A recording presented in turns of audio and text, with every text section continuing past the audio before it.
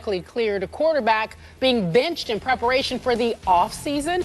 The relationship between Mike Shanahan and RG3 is the focal point of the decision. Both coach and quarterback try to explain. We talked. I talked to Coach. He talked to me about it, and I expressed my desire to play. You know, of course, I want to be out there and finish the season with my guys, see it through. And he explained to me his reasoning, and at the end of the day, Coach's decision is what we go with, and that's what it's always been. I said, hey, Dan, we're not going to go this direction unless you fully support it. Same thing with Bruce. You got to tell me that you're behind this and you're in favor of it. You ever make a decision like that with your future quarterback that you gave up 2 number 1s and a number 2 without having the courtesy to talk to the owner and say, hey, would you make this move? If not, this is your football team. I'm the head football coach. I would not make it unless I got your blessing. Earlier in the week, team sources say that Dan Snyder said he would not interfere in personnel matters and declined to comment on this specific benching at the NFL meeting. So here's the question, and Skip, I'll start with you first. Do you believe that Mike Shanahan had Dan Snyder's support? Stephen A. Smith, yes, I do believe that. I must say, though, of all the things that Mike Shanahan said yesterday at his 28-minute press conference, that's the only thing I believe that came out of his mouth. More on that in just a moment. But yes, I believe that in making a decision of this magnitude, sure, the head coach, no matter how much thin ice he's on right now, would need the blessing of the owner and the general manager, would need to bounce this off them, as he said that he did, Shanahan did, a week ago, because clearly, even though I believe Mike Shanahan is not long for the Redskins world, they can't let him, Dan Snyder and Bruce Allen can't let him go rogue and try to get even with RG3 by humiliating him.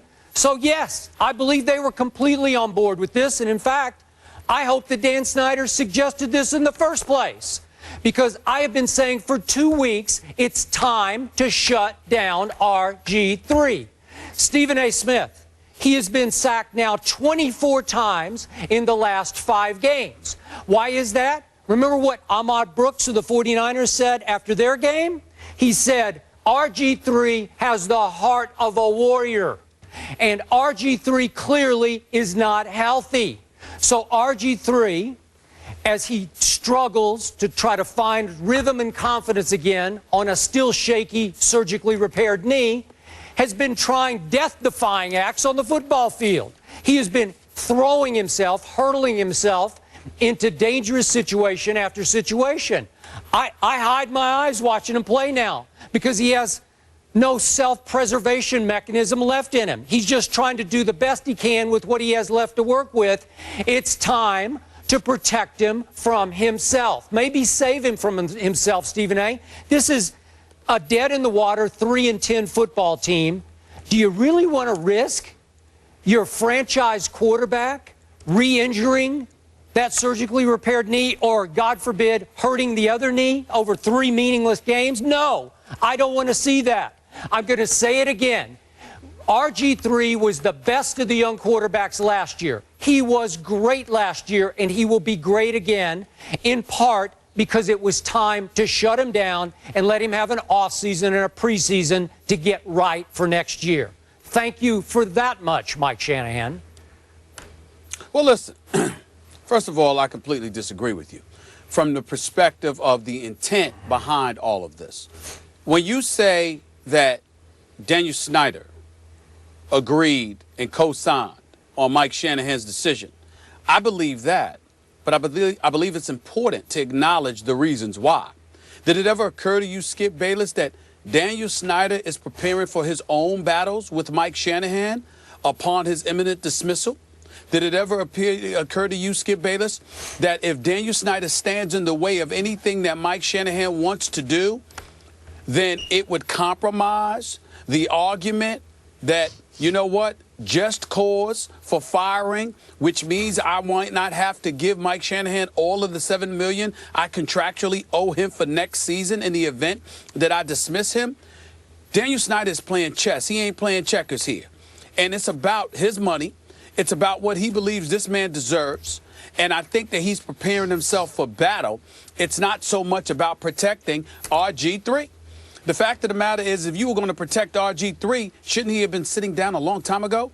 Wasn't he even more hurt months ago and weeks ago? I would say so.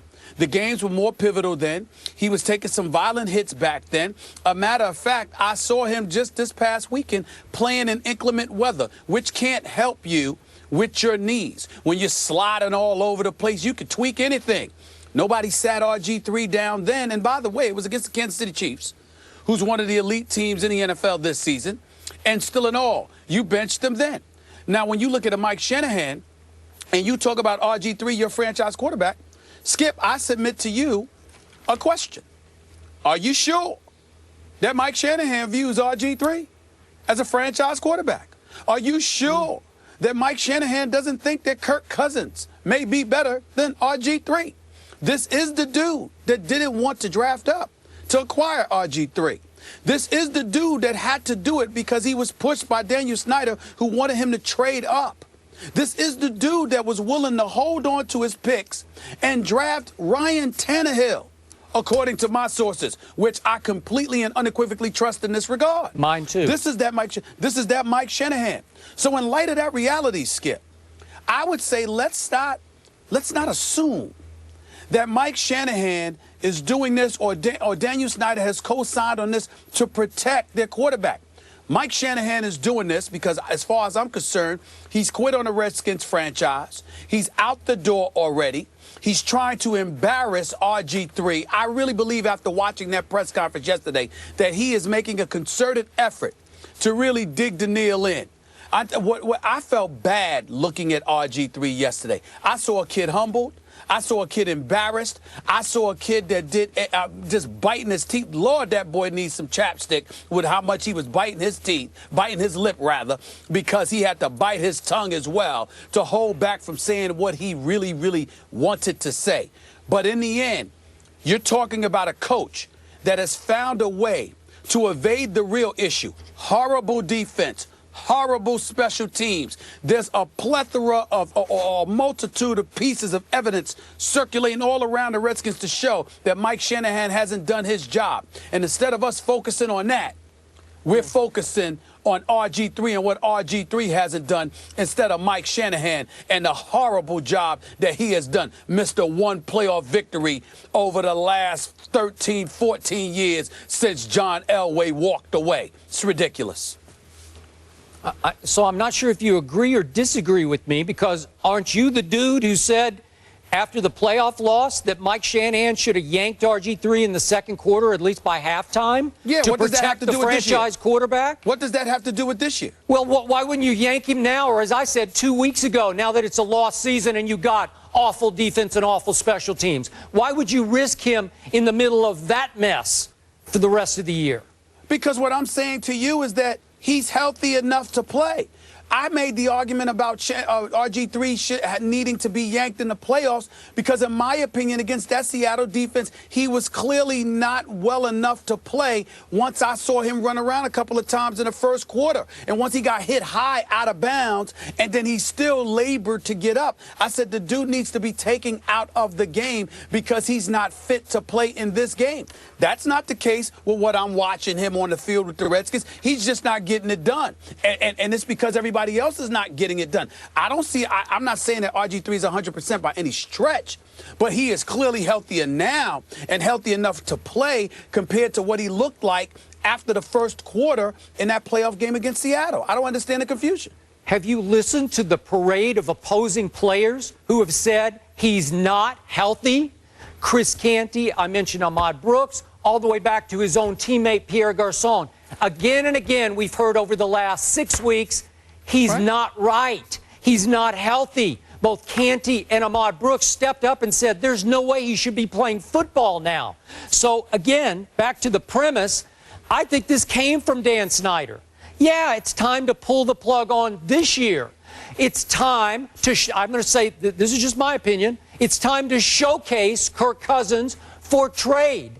Mike Shanahan's not going to be here much longer. Again, I'm with you completely. That's my premise here. Shanahan initially did not want to draft Robert Griffin III.